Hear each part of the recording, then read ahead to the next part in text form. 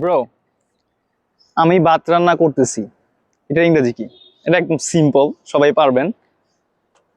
I am cooking rice. এখন আমি যদি বলি যে ভাত রান্না করা হচ্ছে, এটাকে আপনি ইংরেজিতে কিভাবে ট্রান্সলেট করবেন? এখন হয়তো একটু আপনার কাছে কনফিউশন লাগতে পারে, but I am here to talk about this and definitely after watching this videos আপনি এটা বুঝতে পারবেন, রাইট? সো আমি ভাত রান্না করতেছি, বোঝা যাচ্ছে যে এই কাজটা কন্টিনিউয়াস। হ্যাঁ, কন্টিনিউয়াসলি আমি কাজটা করতেছি। সো কন্টিনিউয়াস টেন্স ইউজ করবেন এখানে। আমি কাজ করতেছি, দ্যাট মিনস আপনাকে এখানে প্রেজেন্ট কন্টিনিউয়াস ইউজ করতে হবে। I am cooking rice. So আমি যদি কথা বলি যে ভাত রান্না করা হচ্ছে, তার মানে ভাতটাও কিন্তু কন্টিনিউয়াসলি রান্না হচ্ছে, ঠিক আছে? সো এটাও কন্টিনিউয়াস টেন্সে। সো এটাকে আপনি যদি আপনি এটাকে ট্রান্সলেট করতে চান ইংরেজিতে, তাহলে আপনাকে প্যাসিভ জানতে হবে। এখন প্যাসিভ কি?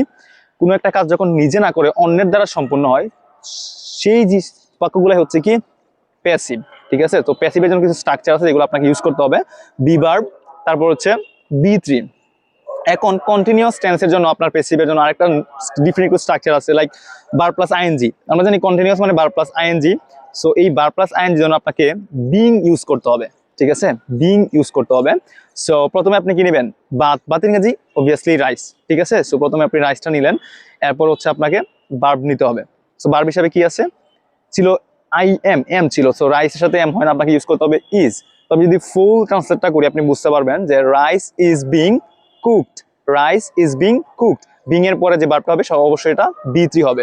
So rice is being cooked, ভাত রান্না করা হচ্ছে। কারণ ভাত নিজে নিজে রান্না হইতে পারে না, আমার ভাত রান্না করা হয়। সো অন্যের দ্বারা যেহেতু কাজটা সম্পূর্ণ হয়, তার মানে এখানে এটা প্যাসিভ হবে। সো আমি যদি আবার দুইটা এক্সাম্পল বলি যে আমি ভাত রান্না করতেছি, আই এম কুকিং রাইস, ভাত রান্না করা হচ্ছে।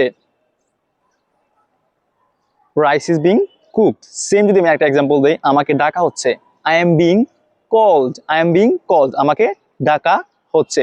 আমি ডাকতেছি, আই এম কলিং, আমাকে ডাকা হচ্ছে, আই এম বিং কল্ড।